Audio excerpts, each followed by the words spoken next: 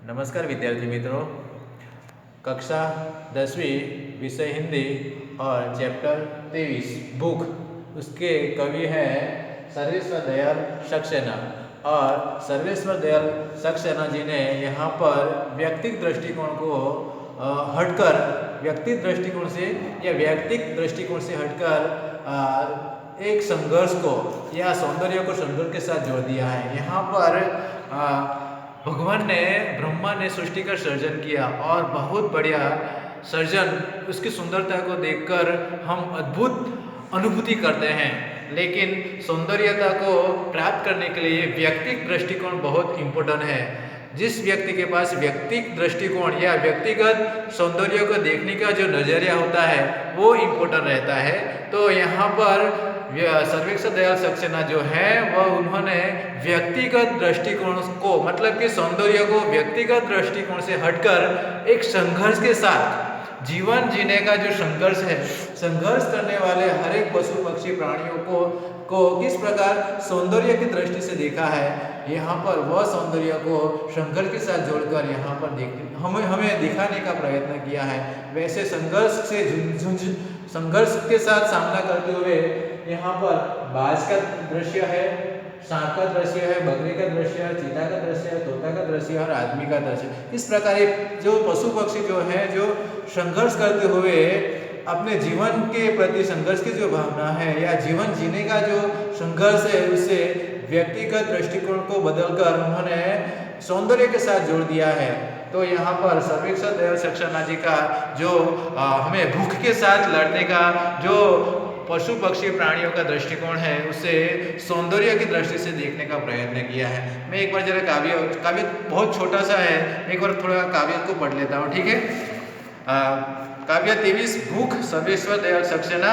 और काव्य है, जब भी भूख से लड़ने कोई खड़ा हो जाता है, सुंदर दिखने लगता है, झपटता बाज, फन उठाए सांप, दो पैरों पर खड़ी, कांटों से नन्ही पत्तियां खाती बकरी, दबे पांव झाड़ियों में चलता चीता, डाल पर उल्टा लटका फल कुतरता तोता, या इन सब की जगह आदमी होता, जब भी भूख से लड़ने कोई खड़ा हो जाता है, सुंदर दिखने लगता है।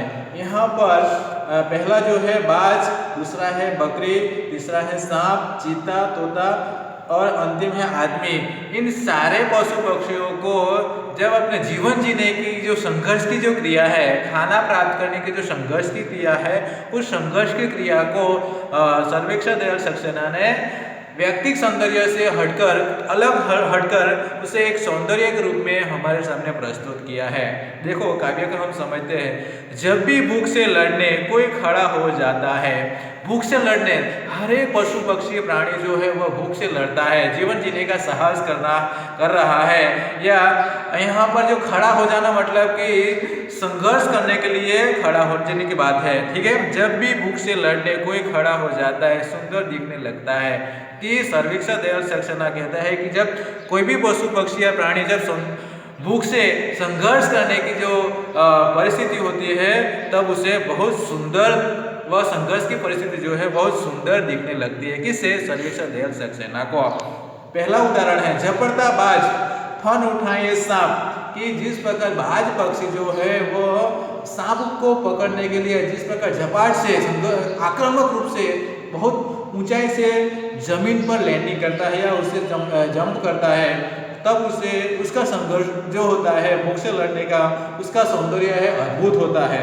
तो झपटता बाज, फन उठाए सांप, के फन जैसे सांप उठाए और उस पर बाज जब लपटता है, तब की परिस्थिति बहुत सौंदर्य या सुंदरता को प्राप्त करती है। मतलब कि पहला जो संघर्ष है वह बाज के साथ जुड़ा हुआ है, और बाज जब अपने खाना प्राप्त करने के लिए सांप पे झपटता है, तब लेखक कहता है कि उसका सौंदर्य अद्भुत दिखने लगता है। दूसरा है दो पैरों पर खड़ी, कांटों से नन्ही पत्तियां खाती बकरी। बकरी जब कांटों से भरी हुई पत्तियां या कोई पौधे के ऊपर जब कांटा भी होता है, पत्तियां भी होती है, उस पत्तियों को खाने के लिए जिस प्रकार दो टांगे के ऊपर खड़ी होकर जब उस पत्तियों को खाने का संघर्ष करती है, तो लेखक को यह संघर्ष बहुत अद्भुत सौंदर्य पूर्ण लगने लगता है। दो पैरों पर खड़ी कांटों से नन्ही पत्तियां खाती, नन्ही मतलब छोटी छोटी पत्तियां जब बकरी खाती है दो पैरों पे खड़ी होकर कांटाड़ी वृक्ष पर या कांटाड़ी पौधों पर, तब लेखक को बहुत सुंदर दिखने लगता है। अगला उदाहरण है, दबे पांव झाड़ियों में चलता चीता। जब चीता भूख लगी है, कोई शिकार को ढूंढ रहा है, जब शिकार उसे दिखने लगता है तो जैसे दबे पांव मतलब चुपके से छिपकर, जिस प्रकार वह शिकार के ऊपर धीरे धीरे धीरे चुपके से जाता है, तब दबे पांव झाड़ियों में चलता चीता, डाल पर उल्टा लटका फल उतरता तोता। के चीता का जब शिकार करने की जो क्रिया है वह दबे पांव धीरे धीरे उस पर पहुंचता है, तब उसका सौंदर्य देखने लायक बनता है। अगला, डाल पर उल्टा लटका फल उतरता तोता। तोता मतलब हम गुजराती में कह सकते हैं पोपट, कि तोता जब कोई वृक्ष के ऊपर फल खा रहा है, उतरना मतलब कि फल खाने की जो क्रिया कर रहा है, जैसे उल्टा लटक कर खाने की क्रिया कर रहा है, तब लेखक को बहुत सौंदर्य या लेखक को लगता है कि यह सौंदर्य अद्भुत सौंदर्य हो रहा है।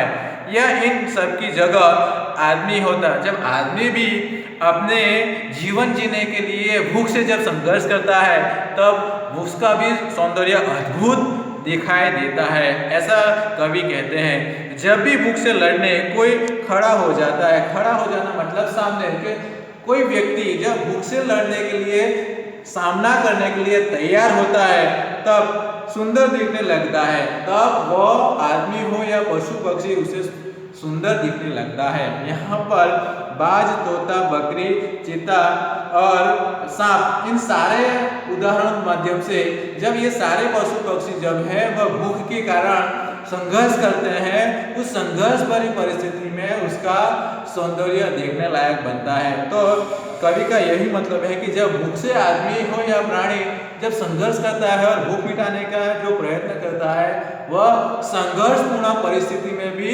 लेखक को सौंदर्यपूर्ण परिस्थिति को देखने का नजरिया होता है।